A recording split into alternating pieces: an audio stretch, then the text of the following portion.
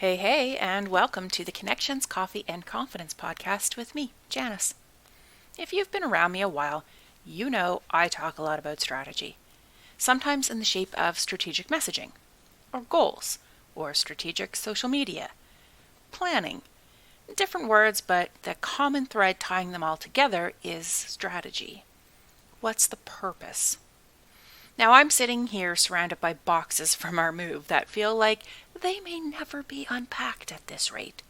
And I know you're just as busy, if not more. So who has time to waste thinking up things on the fly and doing them to the best of your ability in the next 5 minutes before you gotta run and go do something else? It never ends up showcasing your actual best ability, and the impact tends to be, rather lackluster. Which leads to the conclusion that the whole effort was a waste of your time. Let's stop doing that, shall we? And I'll explain more in today's episode. Hi, I'm Janice Fogarty, and I'm a communications strategist and consultant. The Connections, Coffee, Confidence podcast is for professional women entrepreneurs who have established themselves and their business, and they're ready to get serious about using the power of communication to surpass their business goals. On this podcast, I discuss everything from leadership to establishing a business vision to the intricacies of creating messaging, publicity, and more. I speak to women who excel in communications in their business, whatever they do, and get an inside look at how they created a thriving livelihood. So top up your mug and welcome to this week's episode. There are lots of reasons for our social media to not show us results, or for us to not get picked up by the media when we want, or not get the client we wanted, or the sale we were hoping for. There's lots of reasons. But while there are things that are out there out of your control, such as algorithm changes and, hey, Mercury has been in retrograde until recently, a lot of reasons are actually excuses. Okay, maybe that's harsh. Not reasons, but consequences of our own lack of planning. I'm about to get controversial. I don't have a business plan. Not as such. I have a communications plan.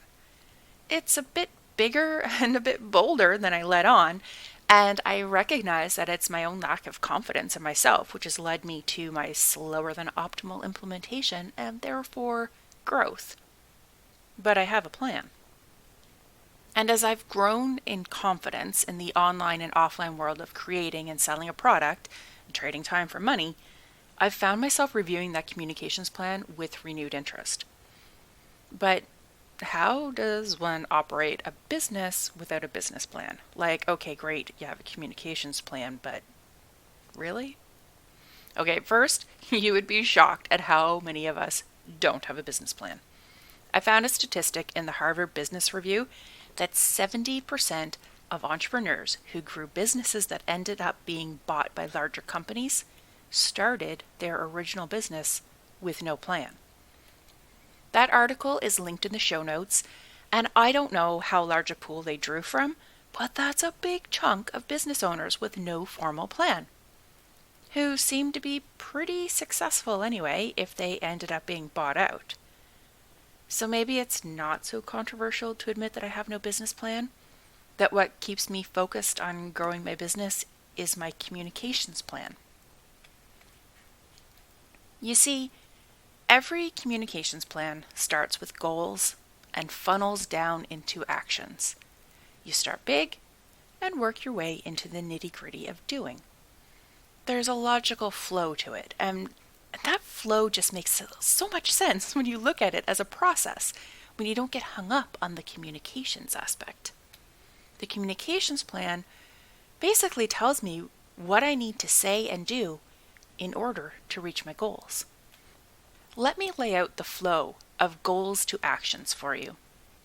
You start with your big goal or goals. You know what you want to create or achieve in the next year or quarter or decade. You have a destination for your business that you're working towards, and usually that filters down into what are called communications goals. I know, To me, it's just a bit of semantics, but in essence, a communications goal centers around what I describe as what you want someone to know, think, feel, or do. But what do I mean by that? Think about the purpose of pretty much all of your communications. Just drop out of the business world for a moment, okay?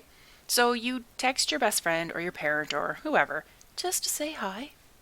Your goal is to make them feel loved or to know you're thinking of them. But maybe you're laying the groundwork for a big ask like, hey, can you take care of my kids Friday night or lend me your car or whatever? The purpose of those communications is to get someone to do something. Or maybe you word it differently and they end up thinking about how they haven't seen your kids recently and gosh, wouldn't it be nice to spend some time with them? Know, think, feel, or do.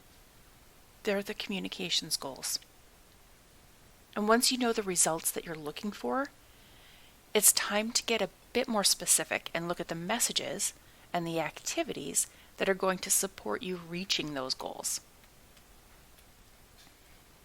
It's worth repeating, just to be clear, your goals directly impact your message and action creation. If you don't have clear or well-written goals that mean something to you, or that you really understand, the rest of your plan falls apart. And sure, you'll create stuff that looks like a plan, but it'll be a bit of superficial and ultimately meaningless work, as stripped back to the basics, if you don't know your end point, how do you know when you've reached it, or even where you went wrong? Go back to my example about your text to your whoever about watching the kids on Friday night. You had the goal, and the goal informed how you approached the topic.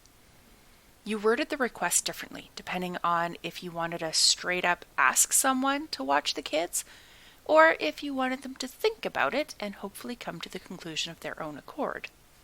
But if you didn't have a clear goal on what impact you wanted to make, the action you wanted them to take, you wouldn't word your text to get the result you were looking for. The goals drive the activities that you undertake as part of running your business. If you want to grow your audience as a big goal, a communications goal could be something like persuading people to join your email list. And then the activities that you'll do and the way you'll talk about them or promote them, also known as your messaging, to achieve that goal should present themselves fairly easily to you. It's the difference between throwing your money at a big launch party versus hosting a free event of value and interest to your target audience. Which leads me to tell you about a free event that I'm hosting on November 10th, online. It's a goal-setting co-working session. Now, I am not great at naming things, but I am really good at holding time and space for people to focus and get things done. You may have gathered that I'm a huge believer in setting strategic goals.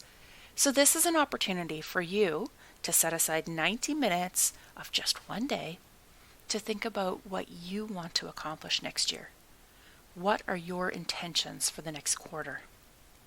I'll be there, honestly, working on my own goals for next year, but also to answer any questions and probably ask a few to kind of help us get in the right mindset for creating our own goals. Not just what we've been told we should aim for, but what means something for us and our business. So go to janisfogarty.com and look for Goal Setting Co-Working Session. I know, it just rolls off the tongue. For more details and to register. And as always, the details will be in the show notes too.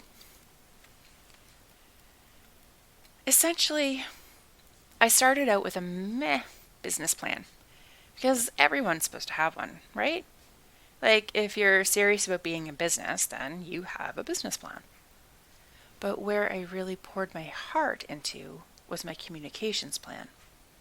It laid out everything for me to do and say, all stemming from and pointing back to my goals. It's up to me to choose the right goals and then to do the work. But it's so much easier to do that when you You trust those goals and you just follow the plan. So in case I've whet your appetite for creating a communications plan, I'm also just going to mention that I have a waitlist for my Create a Communications Plan course. You'll find it on my website, and as you might be able to tell, it's kind of a big thing to me to have a communications plan that works. I'm reworking different aspects to the course since my initial launch of it at the beginning of this year. I have really high standards for this work because it's pivotal to business success. You can put your name down on the list and get notified about it relaunching, and I'll also link to that in the show notes. Thank you so much for listening today. I'd super appreciate it if you took a moment to rate and review, and I really hope to see you in the Goal Setting Co-Working Session. Did I mention it's free? Until next week, my friend, have a fan-freaking-tastic day.